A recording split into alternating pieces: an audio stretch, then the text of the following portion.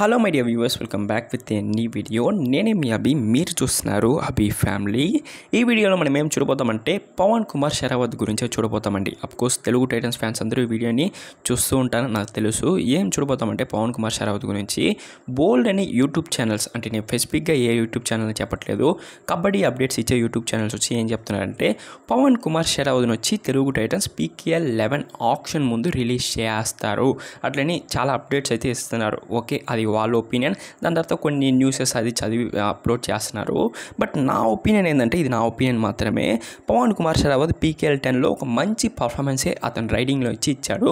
But క్యాప్టెన్సీలో fail అయ్యాడు. దానికి చాలా రీజన్స్ ఉంది, మనందరికీ తెలిసిన విషయమే. ఎందుకంటే అతనికి ఒక మంచి సపోర్ట్ అనేది లేదు. దాని తర్వాత డిఫెన్స్ అనేది ప్రాపర్గానే లేదు, ఫుల్ ఫెయిల్ అయిపోయారు మన డిఫెన్స్ యూనిట్ అయితే. దానివల్ల తెలుగు టైటన్స్ వచ్చి పాయింట్స్ టేబుల్లో లాస్ట్ బాటమ్ ఆఫ్ ద టేబుల్లో ఉన్నారు.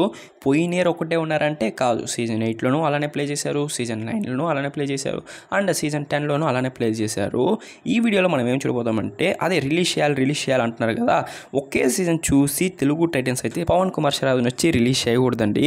ఎందుకంటే PKL 9లో అతను వచ్చి ఇంజురీ అయిపోయి దాని తర్వాత 10కి వచ్చి ప్లే చేశాడు. అప్పుడు కూడా తెలుగు టైటన్స్కి అనేది ఫుల్ కాంట్రిబ్యూషన్ అనేది ఇచ్చాడు. డిఫెన్స్లో ఇచ్చాడు, దాని తర్వాత రైడింగ్లోనూ ఇచ్చాడు. నేను చెప్పే పాయింట్స్ అన్ని కరెక్టా కాదా అనేది మీరు కింద కామెంట్ బాక్స్లో కామెంట్ చేయండి. ఏమైనా తప్పుగా చెప్తే సారీ. ఓకే, ఇప్పుడు డైరెక్ట్ వీడియోలోకి వెళ్ళిపోతాం.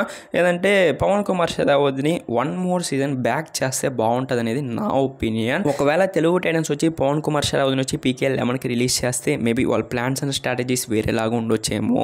చూద్దాం ఏం జరుగుతుందో. మీ ఒపీనియన్స్ని మీరు కింద కామెంట్ బాక్స్లో కామెంట్ చేయండి. పవన్ కుమార్ షరావత్ని PKL 11కి రీటైన్ చేయాలా లేకపోతే రిలీజ్ చేయాలా అని చూద్దాం. ఇంకా కొన్ని రోజుల్లో మనకి తెలిసిపోతుంది.